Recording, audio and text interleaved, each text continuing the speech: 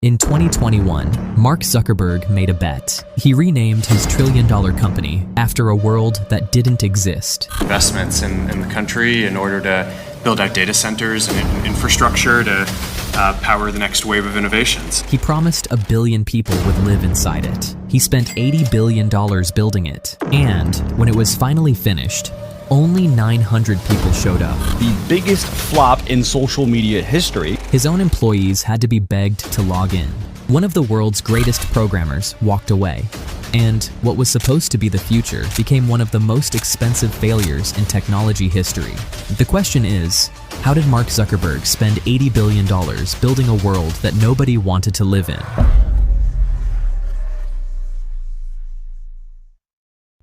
The year is 1992. Novelist Neal Stephenson writes a novel called Snow Crash. He creates a term, the metaverse, in it, a virtual reality world to which people escape when the real world comes to an end. It was not a dream, it was a warning. The notion was ridiculed for the next 30 years, except by science fiction fans. One man read it, not as a warning, as a business plan. March 2014, Facebook is a social networking company, never produced a hardware, but Mark Zuckerberg spends $2 billion on a tiny virtual reality startup called Oculus. However, no one is sure of the reason. From the outside, his mission is to acquire the next big thing in computing devices, the as yet undetermined device that's yet to come after the smartphone. In fact, his motives had a much more personal nature and much more frightened, not only because Zuckerberg knew that there was a danger that could come and sweep his empire away in one night, but the metaverse was his way out.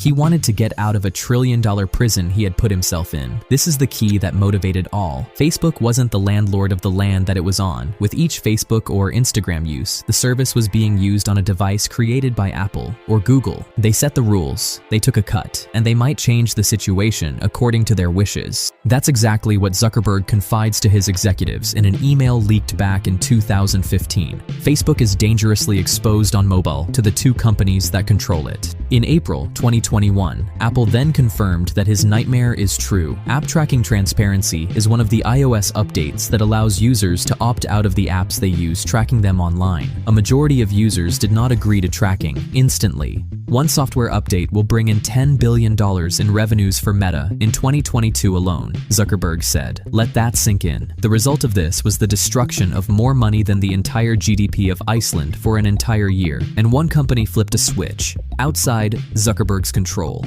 So he would never again be at anyone's mercy. He would construct the next platform by himself. He would have the whole business on it. Overnight, he changed the name of a $1 trillion company.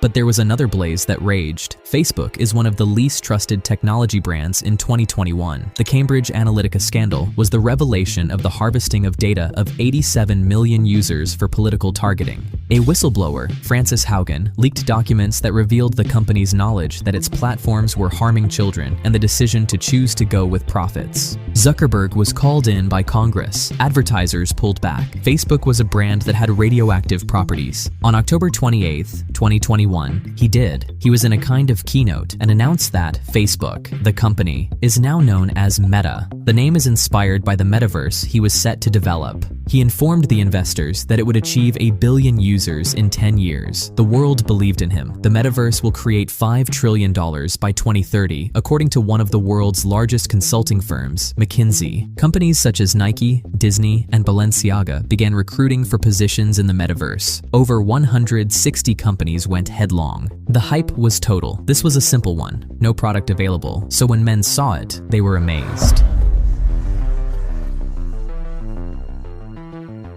December 2021, Meta launches Horizon Worlds. A social VR platform allows creating spaces, attending events, and socializing with a 3D avatar, all with a $299 headset. Meta is aiming to get to 500,000 monthly users by the end of 2022. By February, they had 300,000, and it never went higher. In comparison, Roblox was ranked as having more than 50 million daily active users. Fortnite managed to achieve 80 million a month. The smaller player numbers were said to be part of Meta's $80 billion bet, as compared to VR Chat, which was created by a small, independent team. The ones that did make it had no excuse. They should have left. Avatars were without legs. All of the people from the waist down were just floating. Graphics were pretty similar to a low-budget PS2 game and were nearly 2 decades behind what was available. A Verge reporter tried it out and came to the following conclusion: I would pay $10 billion to never use this again. Then, in August of 2022, Zuckerberg shared a pic from within the metaverse, celebrating its expansion to France and Spain. It went viral, all in the wrong way. It was so inanimate, so crudely virtualized, that a virtual Eiffel Tower, people likened it to a 2003 video game. The future wasn't on the internet. It saw a punchline. The Wall Street Journal dug up the documents from Meta in October 2022, but the truth was more horrid than anyone could imagine. The number of users for Horizon Worlds dropped to less than 200,000 a month, from a peak of 300,000. Meta had cut its own goal in half. 10,000 worlds were available on the platform. 9% of them visited over 50 people. The vast majority of these were never visited or were only visited once. One YouTuber stayed for a week, and there was an average of 900 people online at a time in a world created by Meta for 1 billion people. It was just as bad within the company. 58% of the 1,000 employees surveyed said that they did not understand the metaverse strategy at all. In a leaked memo, the VP of the metaverse himself has revealed that it wasn't a product that the company loved, nor did people within the company love it. If we don't love it, how can we expect our users to? And the money. Reality Labs lost $0.8 billion in 2025 alone, and a total of $83.6 billion since its inception. In the same period, its total revenue amounted to just $11.8 billion. That equates to spending about $7 for every $1 it collected. The mobile app racked up 45 million downloads and total lifetime spending of $1.1 million, around 2 cents for each user.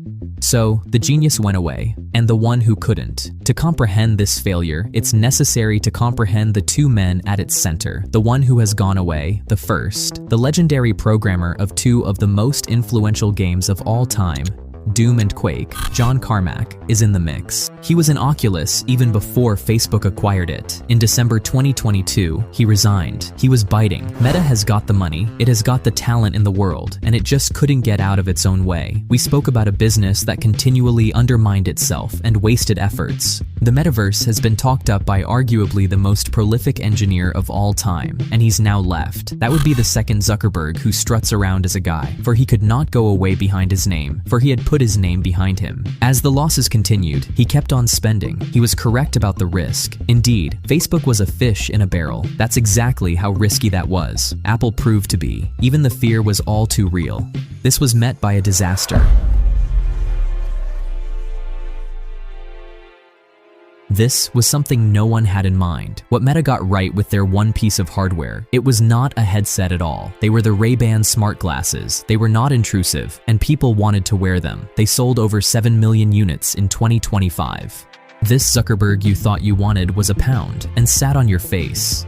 The future that functioned, in your pocket. By January 2026, Meta is slashing Reality Labs staff by 1,500 more workers and closing 3 VR studios. The dream was becoming smaller and smaller and was now going to fit on a phone. Zuckerberg is the second man. He couldn't just turn his back on it after all. He'd signed his name. As the losses piled up, he continued to spend. He was correct in his warning of the danger. Facebook was indeed caught on platforms it didn't own. It turned out to be a very bad idea. As Apple demonstrated, it was a very real fear. The result was a disaster.